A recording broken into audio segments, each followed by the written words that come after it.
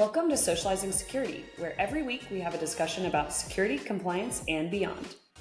Our goal is to learn and grow by socializing each week's topic with each other, our guests, and with you. A quick compliance note, this podcast is meant for informational purposes only and should not be considered legal or regulatory advice. We're glad you've joined us, and we hope you'll learn along with us.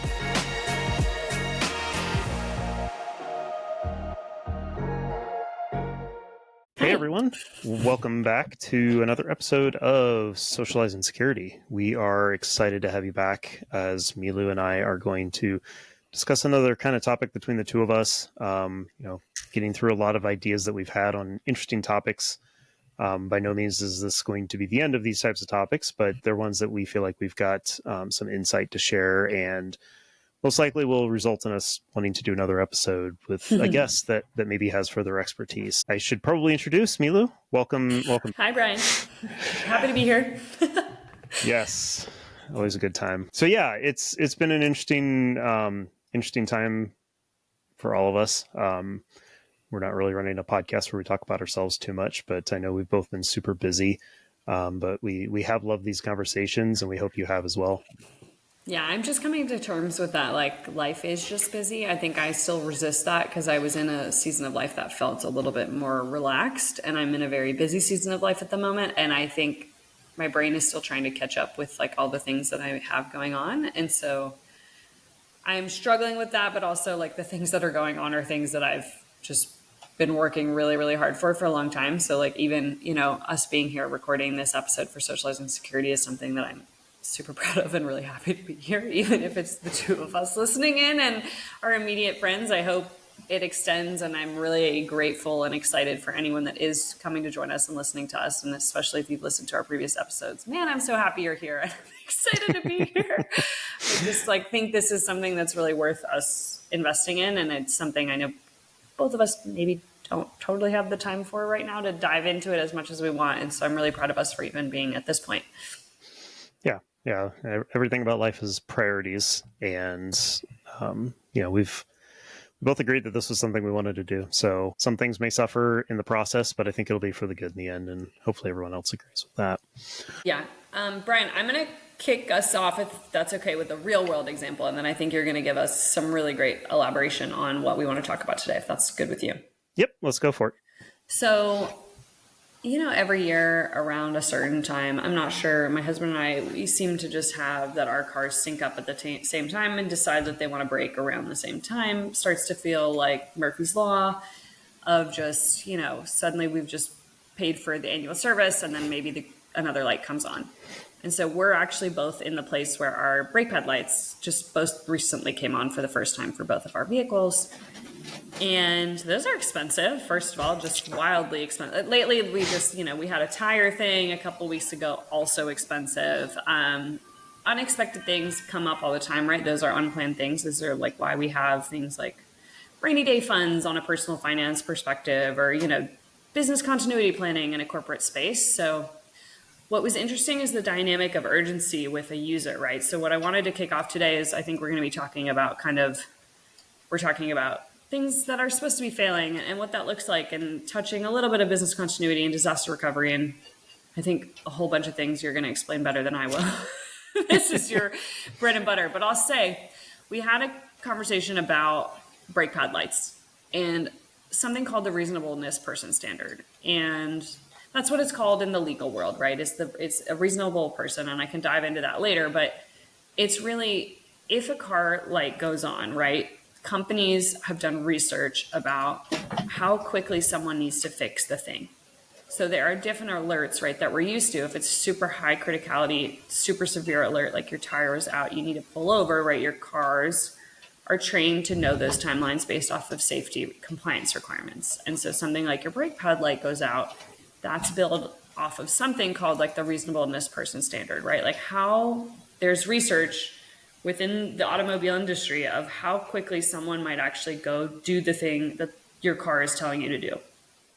And that ties into urgency. And so my husband and I, we realized recently our sense of urgency with cars is different. He is more like light comes on, immediately needs to get fixed. I'm like, light comes on, let's get it scheduled and we'll get it fixed. Unless it's highly urgent and very, very dangerous. Then there's the alternative, right, where a tire thing comes on, I'm immediately going to the place to get the thing fixed. And it's interesting, we've just been having conversations around urgency and safety, and I was like, this is compliance. And he didn't really understand what I meant. And I was like, no, but like the idea of building safety requirements and testing that against a reasonable person standard is kind of legal, but it's also compliance, and it also ties into IT and security. And I think you're going to kind of also just kick off a little bit more of what this means in our world. For sure. Yeah. I mean, had all those experiences with cars in the past. I've recently had some appliances fail in my house, so those types of things are fresh there. In the IT space, we talk a lot about failure and planning for failure, disaster recovery being the key thing. Tornado comes and hits our data center. What do we do? Where do we put the people? Where do we move the compute, the storage? Where does all that go? How does that happen? What's most important? Similarly, when we look at systems like, I used to work with a lot of hospitals, and one of the things they always had to think about was, hey, if the power goes out, what happens? Because they still have to do things like people's need for medicine and doctors doesn't stop. So how do we deal with that? If these patients need hourly medicine, had a surgery and they're on morphine because of the pain, that's not something you want to let lapse. Classic pain management. So they need to get access to those drugs, but those drugs need to be locked up. You don't want easy access to that. You want to have to be able to log it and scan it and make sure you know who took it out and when they took it out and who they gave it to when they gave it to them. But if the power goes out and you don't have those systems, what do you do? And so there's this concept of fail open or fail closed in a situation like that. You also have that with building security systems. Like if the doors are locked from both the inside and the outside and you lose power, do they fail open or do they fail closed? Do you lock the people in the building or do you let the doors open either direction? That could be a tough decision. It depends on the situation. Sorry, I'm just going to push you really quick. Can you explain what fail open and fail close mean? Because I'm not sure that's something that everybody knows. Yeah, absolutely. Yeah. And using that example of the doors, if I have a fail open system, that means that I'm going to eliminate the barrier to getting into as part of the failure. So open access to that medication cabinet, open access into the building. A fail close is if I lose power, if the system fails for some reason, I'm gonna keep it closed. So the building is going to remain locked and nobody will be able to get through those doors until the system is restored. The medication cabinet stays closed and nobody will be able to access medication. And in both those situations, you can see the pros and cons. I think the pros and cons are somewhat obvious between those two. So what's the right mix of those things? If neither answer is the correct answer, the challenge then becomes, how do you balance those? How do you pick the right one? Because you can only have one, and it's got to be an ultimate yes or no, black or white type of an answer. And I always find this interesting, especially as things like refrigerators or ovens or cars fail, because it makes me think, what is the expected behavior? And as you and I kind of talked about this concept, we realized that, hey, there's a huge compliance aspect to this. Like you mentioned, there's a lot of different ways that you can look at that. Yeah. I mean, here's a tangible example, right? I think that a lot of us can understand from I'm always hopeful in the ideal world, right? I could get really, really technical and start talking about like exactly what we were just mentioning of like either in the healthcare system, which I think a lot of us can understand that, or even in the data center world. I think you and I understand that really well. A lot of our peers and colleagues also. If you've never been to a data center, I think it's really hard to envision what that actually is. I also recommend everyone should go check out a data center. I wish that they did tours. Like, I know that's not a thing because they're worried someone's going to hit that red button to turn it all off. And they're not going to be like, that's a risk, right? This is tying into the thing that we're saying, like, maybe let's not bring in external factors like doing tours of data centers. But I will say, as somebody who's done a tour of data center as a part of my job, it's like one of the coolest places I've ever been. That being said, it's not a realistic example for us because I think people don't really understand what that might look like until you're there. I didn't understand the scale of it until I saw it for the first time myself as somebody who just wasn't technical when I started in this space. What I think we can understand is in the home environment, right? Appliances is something that I think most of us have access to or are used to understanding that like when that breaks, that sucks. Like we can all agree that like when your refrigerator goes out, that's really inconvenient. And very often, maybe you have home warranty, right? That maybe you can try to get that covered, or you're out of pocket, whatever it is. Something to be said, though, with something like home warranty is a protection that consumers can decide to elect to use. Yes or no, you pay for it, right? It's maybe you'll get paid out of it. It's kind of like gambling a little bit in my personal opinion, not my professional opinion. But if you invest in home warranty and you choose to do that, appliances have lifespans, though. And I think that's the thing, that when you look at the fine print of something like your home warranty policy, a lot of these appliances have a projected lifespan. And so if it breaks before that, right, it will probably be covered. If it will break afterwards, it maybe won't be covered. It would depend on your insurance provider, right? That's why you should read the policy terms that you're accepting when you're agreeing to something like any type of warranty, right? We can all understand that, we should read those policies because we might learn that a refrigerator has a certain lifespan. I don't know off the top of my head. Maybe you do, Brian, because you've been doing a lot of research on refrigerators as an example. But we are hopeful that when we're buying an appliance as a consumer, that we're getting a certain lifespan out of it. And I think regardless of the appliance example, we all kind of internally have certain lifespans for certain things. And so a lot of those liability labels or tags or warnings are tied to the lifespan of the thing. Yeah. And as we've been looking at new appliances, you notice the trends. Like 5 years is pretty standard for parts and labor, and some parts may be longer just because they're the parts that are so critical and expensive that they're trying to differentiate, or sometimes there's legal cases that force a company to expand that warranty. And I would joke with my wife about it, is the fact that that appliance failed at 5 years and 4 months with a 5-year warranty on parts and labor. Of course it did, because actuarially that's the magic number. That's the average lifespan of the device that they made, that where they feel like beyond that point, it's wear and tear. It's not the parts. It's not how they put the parts together. And they ran those numbers. I mean, there are entire teams at companies like this that are dedicated to running those numbers, figuring out what the break-even point is, where they're safe to say it was us that failed you, as opposed to maybe it was something you did, maybe it was just time. And I've worked in the insurance industry, and it's kind of the same thing. Like we figure out, or those teams, I should say, not me, those teams figure out what the acceptable and expected time frame is. And when you look at warranties, that's what you're looking at. You're looking at something that shows that, we expect it to live this long, at least.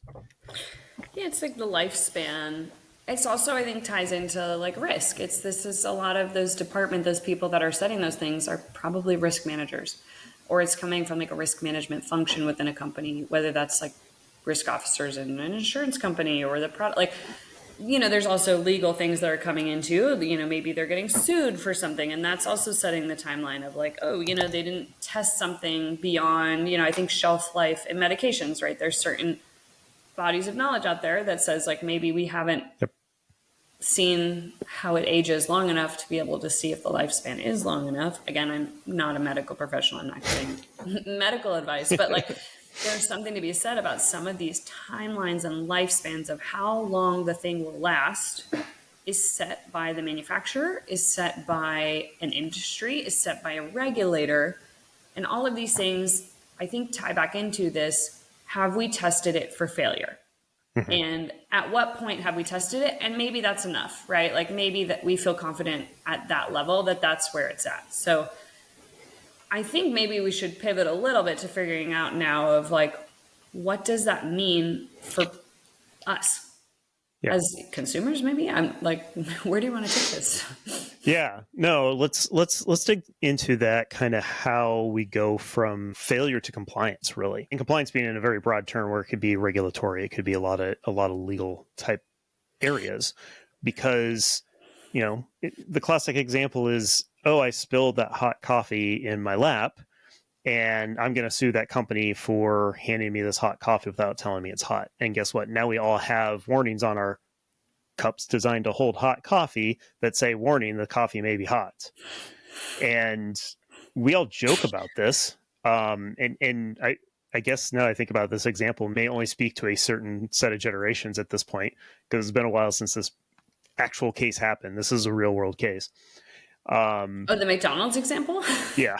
I think we Yeah. can call it out. It's a pretty famous case. Yeah. I don't mind naming it necessarily because it's pretty famous. I think Yep. that one is, at least we might be aging ourselves, but I was taught that case in law school. It was still very relevant at the time.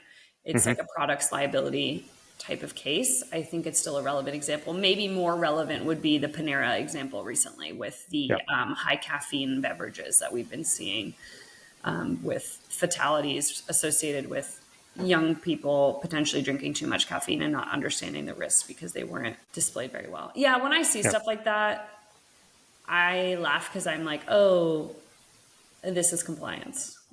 And so it feels like work for me when I read these things. But I think I actually enjoy reading these things. I'll share an example as well where I think I'm the only person ever, maybe, I'll make this claim. I think I might be the only, this could be my Guinness World Record. If I had to think of one thing, I think I'm the only person in a parking garage recently that stopped to take a photo of the liability disclaimer language because I thought it was so well done. And I know Yeah. I shared this with you when we were talking with like a designer recently about why I thought it was so effective, because I stopped and took a photo of it because it was so good. And maybe it's something we should tag the picture in the show notes. Might have to reach out for permission. But to be fair, this was a good thing. This is where we see liability language making it very clear to users what they're agreeing to, because Mm-hmm. that's what I love when I see it, because I know a lot more than most people about this. I do not know everything by any means, but when I see a product disclaimer or a service disclaimer that I find particularly engaging from a consumer perspective, I would like to celebrate that. Mm-hmm. And again, I did notice right after the incident at Panera, as an example, I saw the liability language afterwards and was like, I'm curious how this is going to hold up. Yeah. We laugh at it because it's, oh, this is common sense that these things happen, but some failure happened of that common sense, whether it's common sense or the system itself was not designed to fail in a certain way, or somebody didn't understand the failure scenario. And so now it's got to be made explicit, whether that's in a terms of service, whether that's in a liability waiver, whether that's in a warning that's on the label. We all know that cancers come from smoking cigarettes, but yet we have to put it on the label. And over time, it's been forced to be even more obvious and more obvious. And now it takes up half. I have no idea, because I can't even remember the last time I touched a pack of cigarettes, and never have smoked one. But it seems ridiculous when you see it, like, okay, there's more warning on here than there is actual product labeling. And so we laugh at those things, but they do come out of a place of somebody didn't either think about how it fails or didn't properly communicate that to the user or some consumer of that product. And so I always find these interesting. Yeah, absolutely. And there's certain things, right? And I will say, I just pulled up the photo in the meantime. We don't have the consent of the company to share their name, so we're not going to do that. But I will say I'm going to describe the image. And basically, the thing that I thought was so powerful was the first sentence was bolded. So it was a physical disclaimer in a parking garage, like a physical sign that said, "This contract limits our liability. Please read it!" Exclamation point. And I think the font was like 100. The actual language was probably like 10 or 15, but it did actually have the link written out, right? That you could, on your phone, type out the whole link and read the terms. And that's the best liability waiver I've seen in the wild. And I actually look for this stuff. Like, again, I think I'm going to tell that I was meant to be a compliance person. That I like, I still get excited when I read the content of a privacy notice update email. But I might also be the only one that says that thing. But something to be said about, I'm excited when I see people doing it better than most in this space, because we are so used to signing everything away. There are certain countries, right? And I would love to get into this in a future episode, right? Of like how that varies. I would love to talk to somebody in the EU, for example, about how that's different over there, because is fundamentally different because the legal system is set up completely differently there. So, I've already had these conversations personally that I could speak to my own experience as somebody who has a background as an EU person and is also somebody who has worked in the EU. So like I've had these conversations because the legal system is set up differently. It's also different within each country in the EU. Yeah. So it's not even just like the entire EU is the same, right? Every country within the EU has a different set of requirements on this one. But what's cool about it is you're starting to see certain companies are doing things better from like a liability language perspective, that because it's better for consumers. And that makes me very excited because we have so many other companies that are doing shady things related to data and permissions and privacy for consumer data. So I would rather focus on the ones that are doing things well because they're kind of setting the example, right? Like I took that photo so that if this ever came up for me for a client of like, how could you maybe do that? That I was like, this would be my best practice example. I don't think I necessarily might be working with a parking garage provider. Maybe I would love to maybe think about that. But if I'm working with a software company, right, or other types of engagements, what are the things that are so eye-catching to your audience? Even if you're not working with consumers, I think B2B still relevant of like, how are you making that fail-safe language, that's what I'm going to call it, or your liability language clear. Yeah. It's fail-safe. Yeah. And you bring up software, and that's an interesting area because, it's something we can all relate to. Anybody who's listening to this has accessed a computer system. And at some point you had that terms of service window that pops up, and, we all joke about not reading it. But there's important stuff in there, and we should read it because there are, some of these things that we talked about around, hey, there was an issue, there was a lawsuit, there was some failure that happened that we need to document so that we can point to it and say, you should have read the terms of service, you would have known how this failed. But that's a topic for another discussion as to how we deal with those.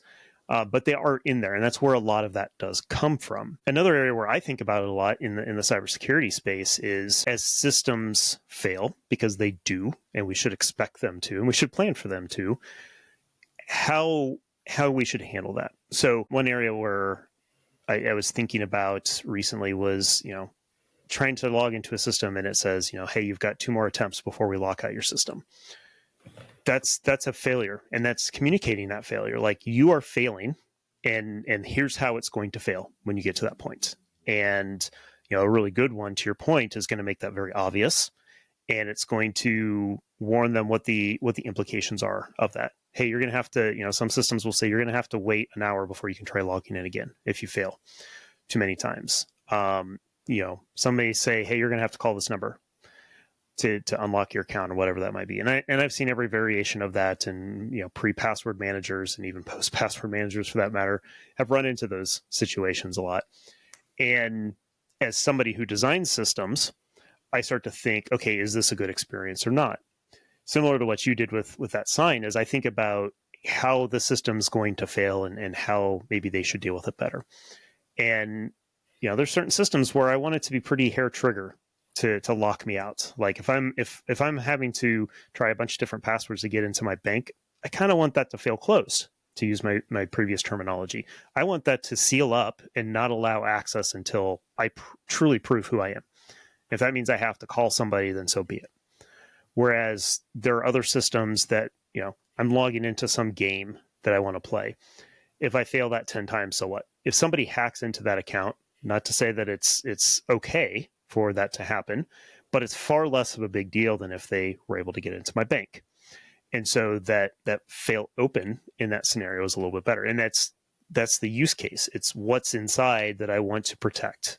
Do I want to make it harder on myself versus make it harder for somebody maliciously trying to get in? Is part of that concept that needs to be thought through. For people that use those systems, most people don't think about that kind of thing as they're accessing systems, as they try to throw, well, maybe it's this password. Well, maybe it's this password. Well, maybe it's this password. Like, I've done that back in the battle days before the password managers. We're still not perfect. I'll say I'm still not perfect. No. Well, I would love to be. Yeah, and there's a system right now that apparently I don't have the right password in my password manager. So I'm trying to figure out how to deal with that. And ultimately, the system tells me that hey, if I asked for the password reset and I haven't received it and any of the emails it should be sending it to. So I'm like, okay, what do I do now? And I looked at the screen and sure enough, it says, if you don't receive it, here's what you do. One of those options is you have to call a phone number. So I'm probably calling that company to figure out what's going on there, but kudos to them for making it obvious in the place that I need it to be able to access that information. I have to go hunting for it. Yeah. What I'm so enjoying about this, as we're recording this today, is that I am just listening and learning from you. I think hopefully in the same way that you are from me. And I just love that about this experience, because, man, I'm learning so much from you today. So thank you for the knowledge. I'm so happy to be here. I'm a lifelong learner and hope to just be one of those people that can just continue to absorb information as it's coming my way. Yep. Same back at you. Thank you. What I'm thinking about right now is, one, I'm always going to push us to try to end things on a positive note for our session.